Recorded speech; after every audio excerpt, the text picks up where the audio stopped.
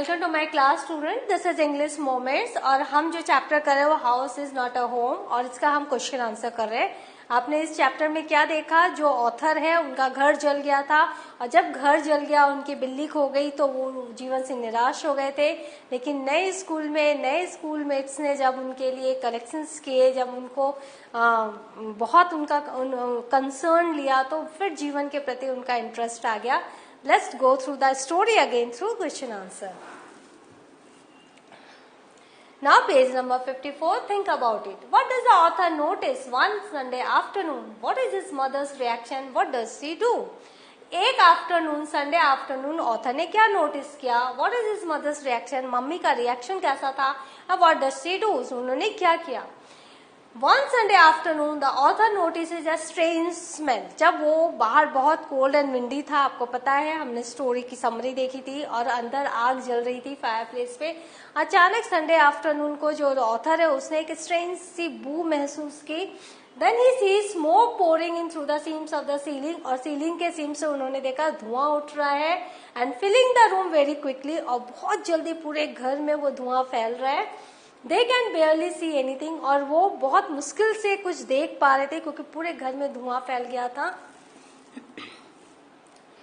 By the time they run out into the front yard, the roof is already engulfed in flames and is spreading very quickly. जब तक वो front yard की तरफ दौड़ के जाते, तब तक में पूरे जो उनका जो रूफ है उन पर पूरे के पूरे में आग लग गई, आग की लपटें जलने लग गई, और वो जो आग थी बहुत जल्दी फैल रही थी। His mother runs back into the house. उस जलते हुए घर में उनकी मम्मी दौड़ के अंदर गई। She has brought out a small metal box full of important documents, और एक मेटल बॉक्स लेकर आए जिसमें बहुत important documents रखे हुए थे।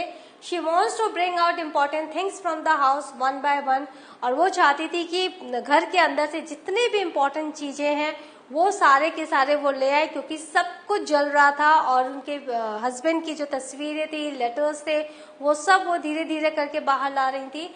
She is in a craze state, और ऑब्वियसली बहुत ही कॉमन है, अगर ऐसी कुछ घटना घटती है तो हम बहुत ही क्रेजी हो जाते हैं। तो she is also in a craze state, उनको वो क्रेजी वे में सब कुछ घर की इंपॉर्टेंट चीजें बाहर लाना चाह रही थी।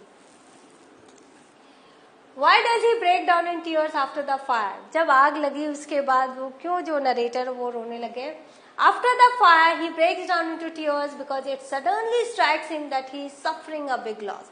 और जैसे ही आग जलने के बाद जो ऑथर है, जो नरेटर है, वो जोर जोर से रोने लगे, क्योंकि उनको अचानक से ये स्ट्राइक हुआ कि ही सफरिंग अ बिग लॉस, कि बहुत बड़ी क्षति उनको हुई है, एक बिग लॉस उनको हुआ है, और जिसकी पूर्ति करना, जिस क्षति की पूर्ति करना बहुत ही मुश्किल है। He realizes that his cat cannot be seen anywhere. इसके साथ ही उन्होंने ये भी रियलाइज किया कि उनकी वो पेट कैट भी नहीं दिख रही है कहीं भी। Then everything hit him at once, और उसके बाद सब कुछ उनके आसपास, उनके आंखों के सामने घूमने लगा। The new school, the fire, नई स्कूल, वो आग, एंड हिज कैट, और उसकी बिल्ली।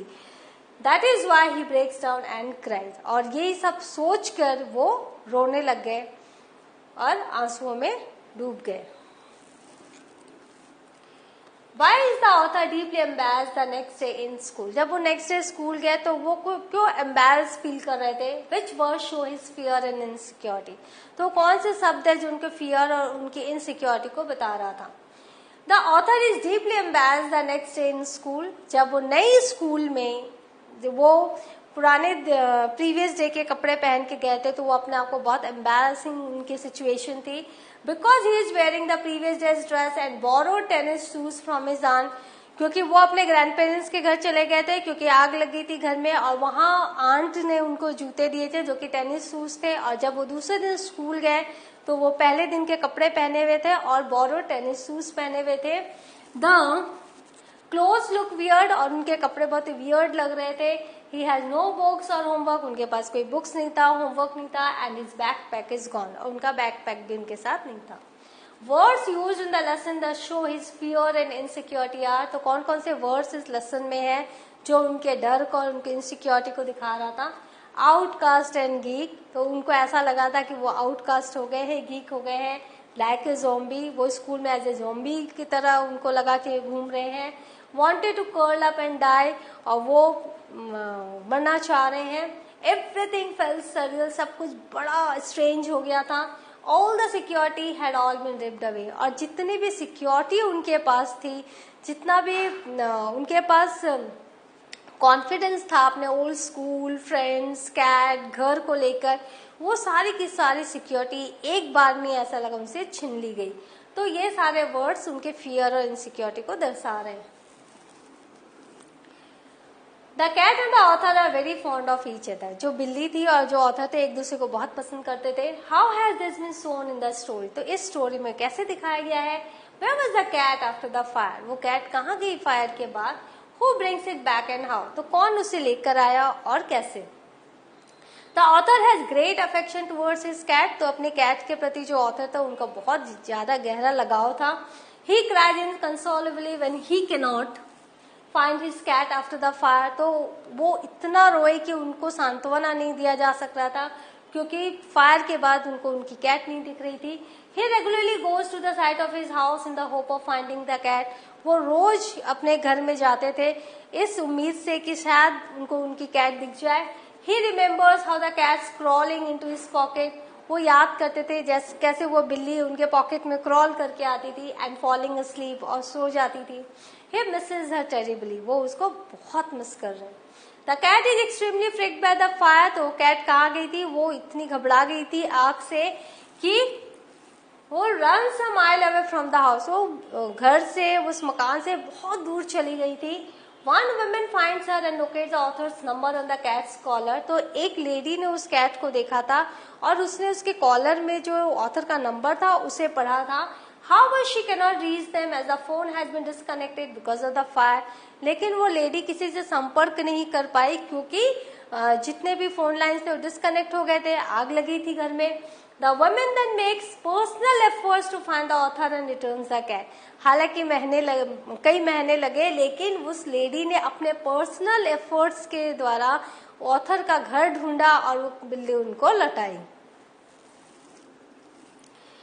What action of the schoolmates changed the author's understanding of life and people? तो schoolmates के कौन से एक्शन से जो ऑथर है उसके जीवन और लोगों के प्रति जो अंडरस्टैंडिंग है वो चेंज हुई. एंड कंफर्ट हिम इमोशनली, और उसको इमोशनली किसने कंफर्ट किया. How does he loneliness vanish, उनका अकेलापन कैसे गायब हुआ. And how does he start participating in life, और कैसे उन्होंने जीवन में फिर से पार्टिसिपेट करना स्टार्ट किया.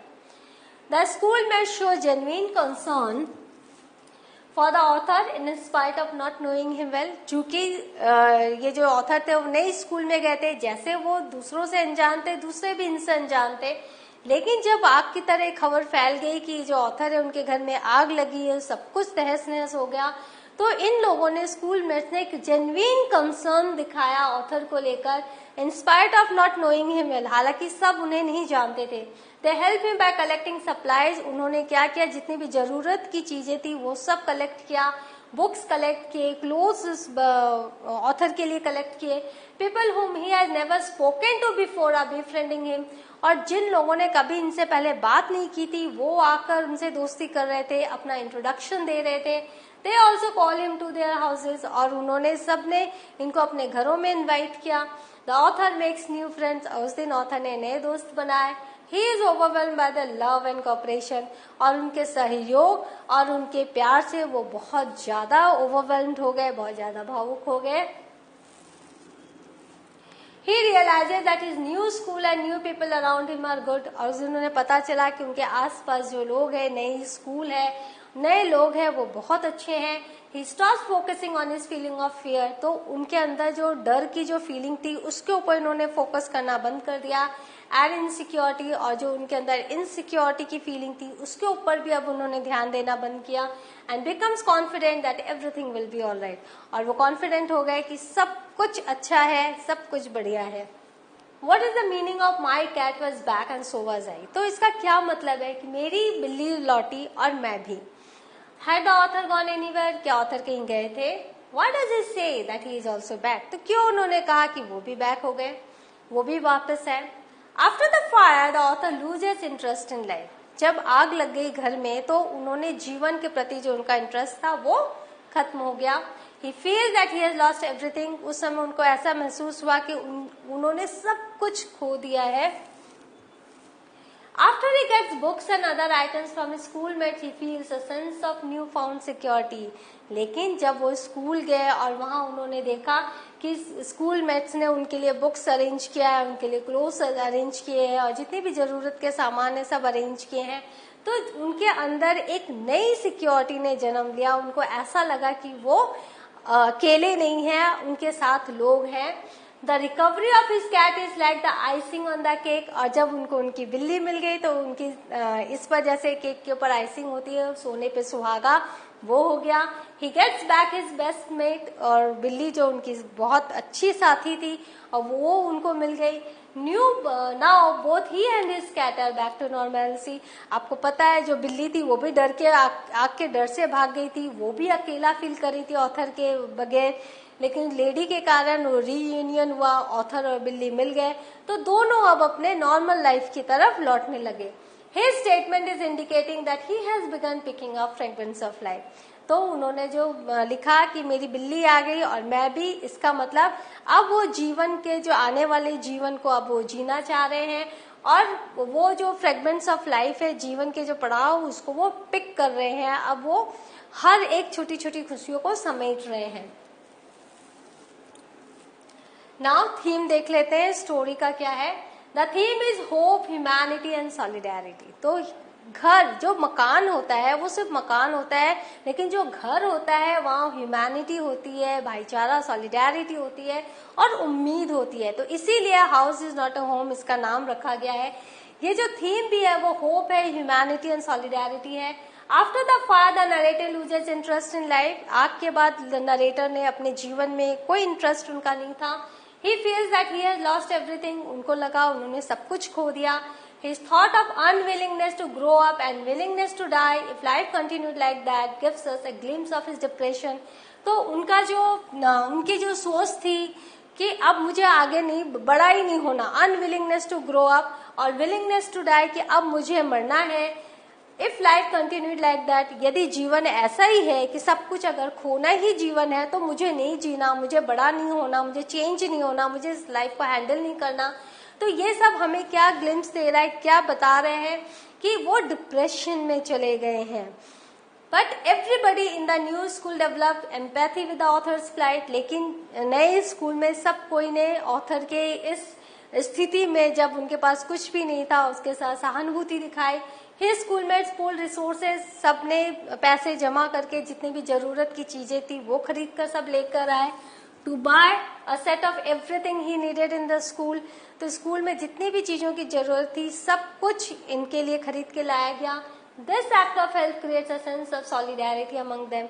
तो जो लोग उन्हें जानते भी नहीं थे, ऑथर जिनको पहचानते भी नहीं थे, जिनसे कभी बात भी नहीं की, उन सब लोगों के इस कॉपरेशन से, लव से एक भाईचारे का जन्म हुआ।